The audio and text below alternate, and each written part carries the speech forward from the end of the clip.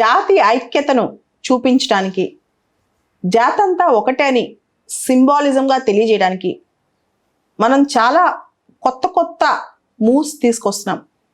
1 nation 1 fertilizer, 1 nation 1 ration card, 1 nation 1 election, ఇలా చాలా వస్తున్నాయి ఈ మధ్య. అయితే మోడీ గారు కొన్ని రోజుల క్రితం ఫరీదాబాద్లో ఒక స్పీచ్ ఇచ్చారు. చింతన్ శిబిర్ అని చెప్పి రాష్ట్ర హోంమంత్రులు, పెద్ద పెద్ద పోలీస్ ఆఫీసర్లు వీళ్ళందరూ కూడా ఒక మీటింగ్ అటెండ్ అయినప్పుడు ఆయన ఒక చక్కటి స్పీచ్ ఇచ్చారు. దానిలో ఒక మాట అంటారు, భారతదేశంలో చాలా విషయంలో మనం మొత్తం నేషనల్ ఐడెంటిటీని యూనిఫార్మిటీగా తీసుకొస్తున్నాము. జాతి ఐక్యత మనకు చాలా important. Policing, law and order అనేది స్టేట్ సబ్జెక్ట్ అని నాకు తెలుసు, కానీ నాకు ఒక ఐడియా ఉంది. ఆ ఐడియా ఏంటంటే 1 నేషన్ అండ్ 1 యూనిఫామ్. దేశం మొత్తం పోలీసులకి ఒకటే యూనిఫామ్ ఎందుకు ఉండకూడదు అని చెప్పి మనం చూస్తే మనకి 7th షెడ్యూల్లో 3 లిస్టులు ఉన్నాయి. Union list, state list, concurrent list. Police, law and order అనేది ప్రస్ఫుటంగా స్టేట్ లిస్ట్లో ఉందన్నమాట. అయితే జనరల్గా చాలా రాష్ట్రాల్లో రకరకాల రంగుల్లోనే కాకీని ధరిస్తారు. అసలు కాకి ఎందుకు అడాప్ట్ చేసుకున్నాం అంటే, భారతదేశం ఒక ట్రాపికల్ కంట్రీ, అది హ్యూమిడ్ క్లైమేట్ ఎక్కువ ఉంటుంది, తర్వాత డర్ట్ కూడా ఎక్కువ ఉంటుంది. సో చాలా రోజుల పాటు డస్టీగా ట్రాపికల్ క్లైమేట్లో హ్యూమిడ్లో ఉండాలన్నమాట. సో కాకి కలర్ అంటే వాటన్నిటిని తట్టుకోగలదు, కాస్త మెయింటెనెన్స్ కూడా చాలా తక్కువ అవుతుందంట. అందుకని చెప్పి కాకి అనేది 1847 నుంచి, అంటే మనకి ఇండిపెండెన్స్ రాకముందు నుంచే కాకి అనే కాన్సెప్ట్ మనకి స్టార్ట్ అయిందనమాట. అయితే రకరకాల రాష్ట్రాల్లో రకరకాల కలర్స్ కూడా వాడుతుంటారు. ఉదాహరణకి కలకత్తాలో పోలీసులు వైట్ యూనిఫామ్స్ వేసుకుంటారు. పుదుచ్చేరిలో పోలీస్ కానిస్టేబుల్స్ రెడ్ క్యాప్ పెట్టుకుంటారు, కాకి యూనిఫామ్స్ పెట్టుకుని రెడ్ క్యాప్ పెట్టుకుంటారు. ఢిల్లీ ట్రాఫిక్ పోలీస్ ఏమో వైట్, బ్లూ యూనిఫామ్స్ వేసుకుంటారు. కొన్ని సందర్భాల్లో యూటీస్ ఉన్నాయి అనుకోండి, ఉదాహరణకి పుదుచ్చేరి, ఇంకా ఫ్రెంచ్ కల్చర్ రెడ్ కలర్ వేసుకుంటుంటారు. అలానే గోవా ఉందనుకోండి, ఇంకా Portuguese type of legacy continue అవుతుంది అనమాట, కలోనియల్ లెగసీస్.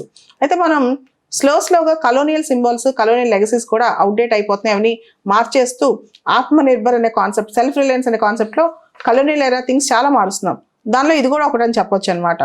ఓవరాల్గా భారతదేశంలో పోలీసింగ్ స్టేట్ సబ్జెక్ట్ అయినప్పటికీ యూనిఫామ్ తీసుకురావడం తప్పేమీ కాదు. మొత్తం ఇండియా మొత్తం ఒకటే ఐడెంటిటీ. దీనివల్ల లాభం ఏంటి? దీనివల్ల మేజర్ లాభం ఏంటంటే ఇండియా మొత్తం పోలీసింగ్లో ఒకటే ఐడెంటిటీ స్టార్ట్ అవుద్ది. నేషనల్ ఇంటిగ్రిటీకి ఇది కొంత సపోర్ట్ సిస్టమ్ మొదలవుద్ది.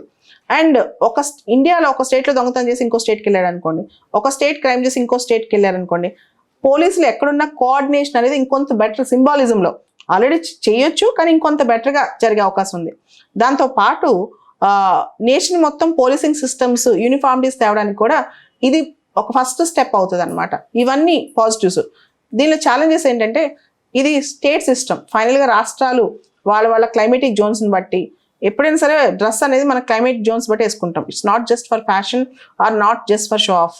మన క్లైమేటిక్ కండిషన్స్ పరంగా మనం వేసుకుంటాం. నార్త్ ఈస్ట్, తర్వాత సదరన్ ఇండియా అందరికీ ఒకటే టైప్ ఆఫ్, అలానే గుజరాత్, రాజస్థాన్ అన్ని ఒకటే టైప్ ఆఫ్ క్లైమేట్ ఉండవు కాబట్టి డ్రెస్ని బట్టి. తర్వాత రెండోది, ఆల్రెడీ పీపుల్ ఇదే డ్రెస్కి అకస్టమ్ అయిపోయి ఉంటారు. ప్రజలు ఆ డ్రెస్ని చూస్తూ అకస్టమ్ అయిపోయి ఉంటారు అన్నమాట వాళ్ళు స్టేట్ పోలీస్కి. తర్వాత మోస్ట్ ఇంపార్టెంట్ థింగ్, ఒకసారి ఒకదానికి స్టేట్ తలొగ్గిందంటే పోలీసింగ్ విషయాలు కూడా ఆల్రెడీ మనం చూస్తే పెద్ద కేసులన్నీ సిబిఐకి, ఎన్ఐఏకి ఇట్లానే వెళ్ళిపోతున్నాయి. స్టేట్ పోలీస్ రోజు తగ్గిపోతుంది. సెంట్రల్ లెవెల్లో కంట్రోల్స్ పెరిగిపోతున్నాయి అనమాట ఇన్వెస్టిగేషన్ సంబంధించి. స్టేట్ లెవెల్ పోలీస్ని ఇంకా ఎన్హాన్స్ చేయకుండా, ఎక్విప్మెంట్స్ పెంచకుండా, వాళ్ళ యొక్క బేస్ పెంచకుండా పెద్ద కేసులు వచ్చినప్పుడు మనం పెద్ద investigation agencies, centrally control investigation ఏజెన్సీకే వెళ్తున్నాం అనమాట. సో ఇలాంటివన్నీ మార్పులు తీసుకొస్తూ పోతే స్లోగా స్టేట్ డొమైన్ తగ్గిపోతుందని చెప్పి స్టేట్స్ కూడా అనుకుంటూ ఉంటాయి. కాకపోతే 1 నేషన్ 1 యూనిఫామ్ అనేది ఇట్స్ అ గుడ్ ఐడియా. ప్రోగ్రెసివ్గా తీసుకొస్తే బాగానే ఉంటుంది. దీంతో పాటు పోలీస్ రిఫార్మ్స్ కూడా ఇండియాలో చాలా ఇంపార్టెంట్. మనం చూస్తే Soli Sorabjee committee on police reforms, Prakash Singh కేసులో ఉన్న అన్ని guidelines, and Malimath committee on criminal justice reforms, ఇవన్నీ కూడా తీసుకొస్తే కనుక ఇంకా బెటర్గా ఉంటుంది పోలీస్ రిఫార్మ్స్లో. నాట్ ఓన్లీ 1 నేషన్ 1 యూనిఫామ్ అని నేను అంటాను.